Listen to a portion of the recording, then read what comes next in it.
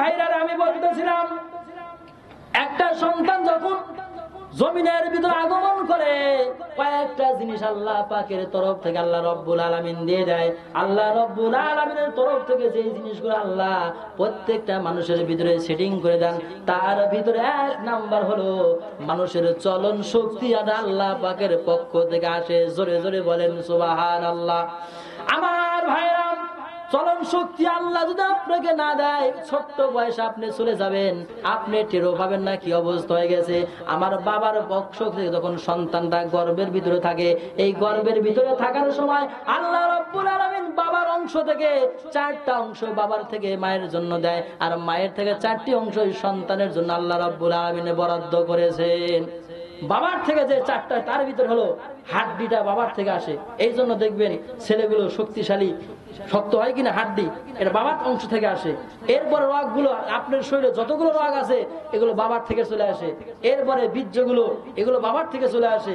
মায়ের থেকে আসে রক্ত, এরপরে মাংসগুলো মায়ের অংশ থেকে চলে আসে। এরপরে চামড়াগুলো, এরপরে চুলগুলো, এগুলো মায়ের অংশ থেকে সন্তান পায়। আল্লাহ রাব্বুল আলামিন 5টা দায়িত্ব নিয়ে 5টা জিনিস সন্তানের জন্য আল্লাহ রাব্বুল আলামিন বরাদ্দ করেছেন। তার ভিতরে একটা হলো চলন শক্তি। একটা সন্তান হওয়ার পর যদি আল্লাহ চলন শক্তি না দেয়, কোনো মানুষ কিন্তু আর চলতে পারবে না। জোরে জোরে বলেন ঠিক কিনা? যারা অসুস্থ অবস্থায় পড়ে আছে এনারা বলছে যে কি অবস্থা, কি বলেন? এই জন্য চলন শক্তির আল্লাহ পাকের তরফ থেকে চলে আসে। 2 নাম্বার হলো বাক শক্তি। অনেক সন্তান, একই মায়ের গর্ভের সন্তান, কেউ কালো আছে না, কেউ ফর্সা, কেউ সুন্দর উসালাম্বা, আবার কেউ কথাই বলতে আছে না। কারণ কি? এটা আল্লাহ পাকের তরফ থেকে আসতেছে। একই মায়ের সন্তান, 5টা ভাই, 6টা বোন, অথচ একজন কথা বলতে পারে, একজন বলতে পারে, চেহারাটা সুন্দর। এটা আল্লাহ পাকের তরফ থেকে। 3 নাম্বার দৃষ্টি শক্তিগুলো মানুষ তাকায়া থেকে কি দেখবে, এটা আমার আল্লাহ রাব্বুল আলামিন দিয়েছেন। কারো চোখের পাওয়ারটা আল্লাহ রাব্বুল আলামিন কিয়ামত যতদিন বেঁচে থাকে এতদিন দেয়। কিছু কিছু মানুষ দেখবেন মুরব্বি হয়ে গেছে, এরপরে চোখের পাওয়ারটা কিন্তু নষ্ট হয় নাই, আছে না? আবার কিছু কিছু মানুষ দেখবেন অল্প বয়সে চশমা ছাড়া চলতে পারে, এটা আল্লাহ পাকের তরফ থেকে। এর উপরে 4 নাম্বার হলো শ্রবণ শক্তি। আপনি কান দিয়ে কি শুনবেন, এটা আমার আল্লাহ রাব্বুল আলামিনের তরফ থেকে বরাদ্দ করা হয়েছে। এটা অনেক মানুষের সুন্দর চেহারা দেওয়ার পরে কানের শক্তি কিন্তু অনেক আছে, কানে শুনতে পারে। কোন ঠসা মানুষ আমাদের দেশে আছে কিনা? 5 নাম্বার হলো ঘ্রাণ শক্তি, স্বাদ শক্তি। আপনি কি জিনিস খাচ্ছেন, এর স্বাদটা আছে কিনা, এটা আল্লাহ রাব্বুল আলামিনের তরফ থেকে বরাদ্দ করা হয়েছে।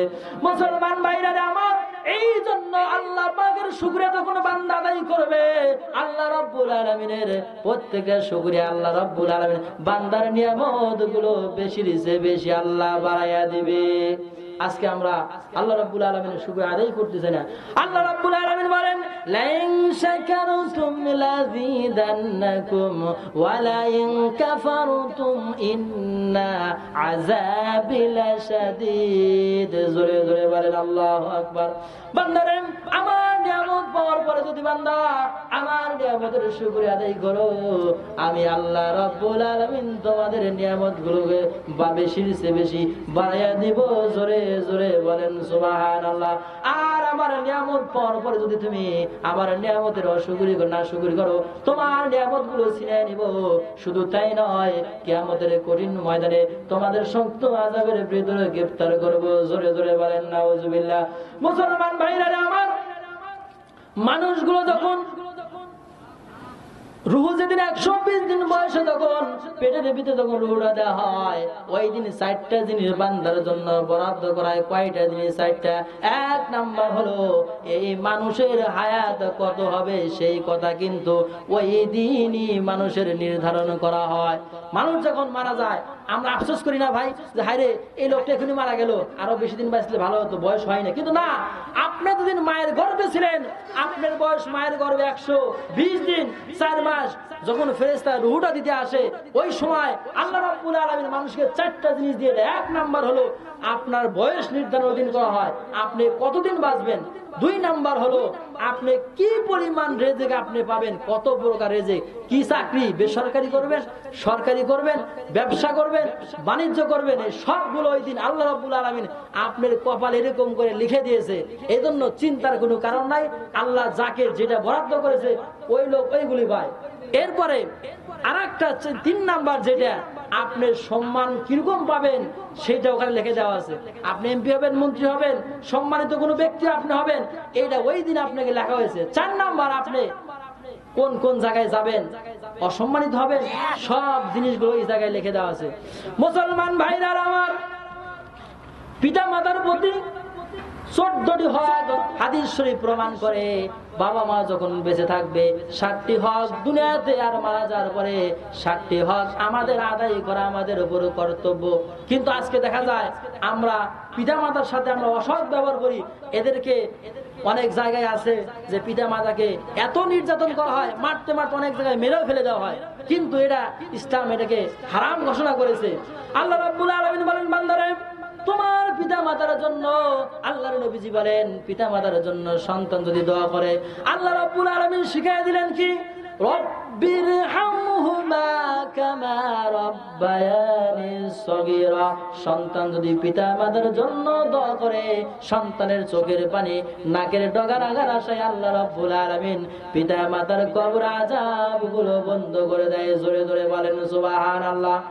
পিতা মাতা যখন দুনিয়াতে বেঁচে থাকবে তাদের যে 7টি হকের কথা আমি বলতেছি, 1 নাম্বার হলো পিতা মাতা জীবিত থাকলে তাদের সাথে সুন্দর একটা আচরণ আপনার করতে হবে। পিতা মাতার সাথে এরা যদি 1 নাম্বার সুন্দর আচরণ করতে হবে, কোনো সময় যেন আপনার পিতা মাতা আপনার দ্বারা কোনো কষ্ট না পায়। 2 নাম্বার হলো মুহাব্বত করতে হবে, কলিজা দিয়া আপনার পিতা মাতাকে ভালোবাসবেন। যাদের পিতা মাতা নাই, অনেক মানুষের বাড়িতে যাওয়ার পরে পিতা মাতাগুলোকে দেখতে পায়, আর কিছু মানুষ আছে যাদের বাবা মা কবরে চলে গেছে, এই লোকগুলো বাড়িতে যাওয়ার পরে সবাইকে পায়, কিন্তু ওই পিতা মাতার সুন্দর মুখখানা দেখতে পায় না। জোরে জোরে বলেন ঠিক কিনা? এই জন্য দুনিয়াতে বেঁচে থাকা অবস্থায় 2 নাম্বার হলো অন্তর তাদেরকে মহব্বত করতে হবে। 3 নাম্বার হলো পিতা মাতার হুকুমগুলো যখন যে আদেশ আপনাকে করবে, এই আদেশগুলো আপনার মানতে হবে, তাহলে সে আল্লাহ রাব্বুল আলামিনের নাজাতের জরিয়া আল্লাহ আপনাকে করে দিবে। আল্লাহ রাব্বুল আলামিনের খুশি হয়ে আপনার জন্য আল্লাহ রাব্বুল আলামিন জীবনের সব গুনাহগুলো মাফ করে দিবে। জোরে জোরে বলেন সুবহানাল্লাহ। 4 নাম্বার হলো পিতা মাতার জন্য সেবা করতে হবে, উত্তম সেবা আপনি করবেন। 5 নাম্বার হলো আপনার বাবা মা যদি কোনো প্রয়োজনে কোনো কিছু চায়, তাদের প্রয়োজনটা আপনার মিটাইয়া দিতে হবে। 6 নাম্বার হলো তাদের সুখের জন্য আপনার সাধ্য অনুযায়ী যত কিছু পারেন এই জিনিসগুলো পিতা মাতাকে সরবরাহ করতে হবে। 7 নাম্বার হলো দূরে যদি আপনি কোথাও চাকরি করতে যান, তাদের সাথে নিয়মিতভাবে মাঝে মাঝে যোগাযোগ করতে হবে। এরপরে এসে মাঝে মাঝে তাদের সাথে সাক্ষাৎ করতে হবে, যোগাযোগ রাখতে হবে। আপনি হয়তো দূরে চলে গেছেন, এই জন্য তাদের সাথে একটু মাঝে মাঝে সাক্ষাৎ করা, এটা হলো পিতা মাতার প্রতি সন্তানের যে জীবিত অবস্থায় সাক্ষী, সেটা। মুসলমান ভাইরা আমার, সন্তান পিতা যখন মারা যাবে, কবর জগতে যখন চলে যাবে, কবর জগতে চলে যাওয়ার পরে 7টা দায়িত্ব হলো সন্তানের উপরে। এই 7টা দায়িত্ব প্রত্যেকটা সন্তানদের আদায় করা জরুরি। 1 নম্বর হলো পিতা মাতা যখন মারা যাবে এদের জন্য সর্ব অবস্থায় দোয়া করে দেবে। আল্লাহ রাব্বুল আলামিন দোয়াগুলো কোরআনুল কারীমের ভিতরে সূরা বানী ইসরাঈলে শিখিয়ে দিয়েছেন কি দোয়া, রব্বিরহামহুমা কামা রব্বায়ানি সগীরা। জোরে জোরে বলেন আল্লাহু আকবার। বান্দারে, এই দোয়া তুমি যখন পড়বা, আল্লাহ রাব্বুল আলামিন তোমার পিতা মাতার গুনাহগুলো maaf করে দেয়। জোরে জোরে বলেন সুবহানাল্লাহ। 2 নাম্বার হলো নফল ইবাদত করবা, নফল নামাজ আদায় করবা, কোরআনুল কারীমের তেলাওয়াত গুলো করে করে পিতা মাতার জন্য দোয়া করতে হবে। কোন সন্তান যখন পিতা মাতার জন্য দোয়া করে, সন্তানের মাঝে আল্লাহর মাঝে আর কোনো পরদা থাকে না।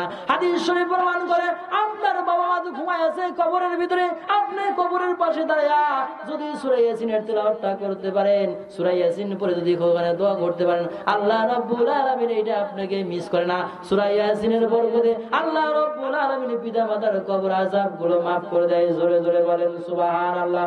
3 নাম্বার হক হলো পিতা মাতা যখন পিতা মাতার আত্মীয় স্বজন যারা ছিল, বন্ধু বান্ধব যাদের সাথে চলাফেরা করেছে, আপনার ওই লোকগুলোর সাথে ওইরকম আচরণ আপনার করতে হবে।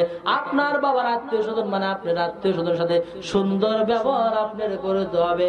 4 নাম্বার হলো এই যে লোকগুলো যারা আছে আপনার আব্বা আম্মার সাথে যারা চলাফেরা করেছে এদের সাথে সহযোগিতা করতে হবে, কোনো বিপদ আপদে পড়লে সাহায্য করা আপনার উপরে জরুরি।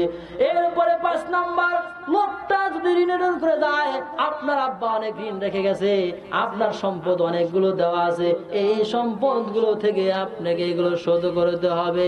এখন শোধ করে রেখে গেলি কখন খামু, কি বলেন? এরপরে বাবা মারা গেছে, কবে কবরে চলে গেছে, আপনি একটু পাশে দাঁড়াইয়া তার জন্য মোনাজাত করার সময় আপনার হয় না, একটু তার পাশে দাঁড়ায় একটু দোয়া করবে, এই সময় হয় না। এরকম ছেলে আছে কিনা? রাস্তা দিয়ে পালসার মোটর সাইকেল প্রাইভেট কান্না চলে যাও, ওই যে বাবা ঘুমায় আছে, খবরই নেই, আছে না এরকম ছেলে? আবার কিছু ভালো ছেলে আছে, তারা সব সময় তাদের জন্য দোয়া করে। মারা যাওয়ার পরে আপনার সব বন্ধ হয়ে গেল, সদগায়ে জারিয়া হিসাবে আপনার সন্তান যা করে যাবে এটাই আপনার যাবে, আর কিচ্ছু যাবে না। আমার ভাইরা, এরপরে 6 নাম্বার হলো, আপনার আব্বা আম্মা যদি কোনো ওসিয়ত করে যায়, ইসলামী শরীয়ত মোতাবেক যদি কোনো ওসিয়ত করে যায়, যেমন ওসিয়ত যে আমার এই জমিটুকু মাদ্রাসায় মসজিদে দিয়ে দিও, এই টাকাগুলো দান করে দিও, এরকম ইসলামের আইন অনুযায়ী ইসলামী শরীয়ত মোতাবেক যদি কোনো কিছু বলে যায়, এগুলো আপনি এগুলো ওসিয়ত আপনার জন্য করণীয়, পালন করা দায়িত্ব। এরপরে 7 নাম্বার হলো, অন্তত সপ্তাহে একটা দিন বাবা মায়ের কবরের পাশে দাঁড়ায় একটু দোয়া করে দেওয়া হবে। মুসলমান ভাইরা আমার, এমন কোন মানুষ পৃথিবীতে নাই যে মানুষটা কবরে চলে যায় নাই। আল্লাহর নবী, বিশ্ব নবী সরদার দো আলম জনাবে মুহাম্মদ রাসূলুল্লাহ সাল্লাল্লাহু আলাইহি ওয়াসাল্লাম, যাকে রাহমাতাল লিল আলামিন বলা হলো, আল্লাহ রাব্বুল আলামিন ঘোষণা করে দিলেন, ওয়া মা আরসালনাকা ইল্লা রাহমাতাল লিল আলামিন। জোরে জোরে বলেন আল্লাহু আকবার। আমার ভাইরা, আমার নবীকে রাহমাতাল লিল আলামিন বানানো হলো, পৃথিবীর জন্য রহমত, তাম পৃথিবীর জন্য, নবীদের জন্য রহমত, মানুষের জন্য, পশু পাখি সকলের জন্য রহমত বানানো। সেই নবীজিও দুনিয়াতে থাকতে পারলেন না, আমাদের একদিন যাইতে হবে কি হবে না? আমার ভাইরা, আমার নবীর ইন্তেকালের সময় ফেরেশতা চলে আসলেন, আজরাইল বলে, ইয়া রাসূলুল্লাহ, ইয়া হাবিবাল্লাহ, আল্লাহ আপনাকে ডেকেছে, আপনি রেডি হয়ে যান, আপনার জন্য মৃত্যু রেডি হয়ে আছে। আল্লাহর পয়গম্বর বলে, ভাই আজরাইল, আমি যদি একটু অপেক্ষা করি আমাকে কি সময় দেওয়া হবে না? বলি, ইয়া রাসূলুল্লাহ, ইয়া হাবিবাল্লাহ, আপনি যদি সময় চান আল্লাহর পক্ষ থেকে আপনাকে সময় দেওয়া হবে, কিন্তু এরপরে কিন্তু আপনার যাইতে হবে। বলে, পরেও যদি আমার যাইতে হয় তাহলে আমি আর অপেক্ষা করব না, আমাকে এখনই তুমি এখান থেকে বিদায় করে নিয়ে যাও। জোরে জোরে বলেন সুবহানাল্লাহ। আজরাইল বলে, ইয়া রাসূলুল্লাহ, ইয়া হাবিবাল্লাহ, তাহলে আপনি একটু শুয়ে পড়েন। আল্লাহর পয়গম্বর যখন শুয়ে পড়েছেন, হাদিস শরীফের ভিতরে আছে, আজরাইল আলাইহিস সালাতু ওয়াস সালাম আমার বিশ্ব নবীর বুক মোবারকের উপরে যখন হাতটা এরকম ভাবে টাইন হাতটা রেখেছে, আমার নবীজি বলে, ভাই আজরাইল, আমার মনে হয় বহুত পাহাড় আমার বুকের উপরে চাপা দিয়েছো, আমি আর সহ্য করতে পারি না, আমার বুকটা মনে হয় ফেটে যাচ্ছে। আজরাইল বলে, ইয়া রাসূলুল্লাহ, ইয়া হাবিবাল্লাহ, বেয়াদবি নিবেন না, কষ্ট নিবেন না, এতদিন পর্যন্ত জন্ম থেকে শুরু করে এই পর্যন্ত, এরপরে আপনার পরে যাবে জানটা আমি কবজ করবো। ওগো রাসূল, আপনি শুনেন, এত আসান, এত সহজ মতো আমি কারো জানটা কবজ করেছি না। আল্লাহর পয়গম্বর বলে, ভাই আজরাইল, আমি বিশ্ব নবী হওয়ার পরও এত কষ্ট অনুভব আমি করতেছি। ও আজরাইল, তোমার যত শক্তি আছে গো, তুমি সমস্ত শক্তি আমার বুকের উপর প্রয়োগ করো।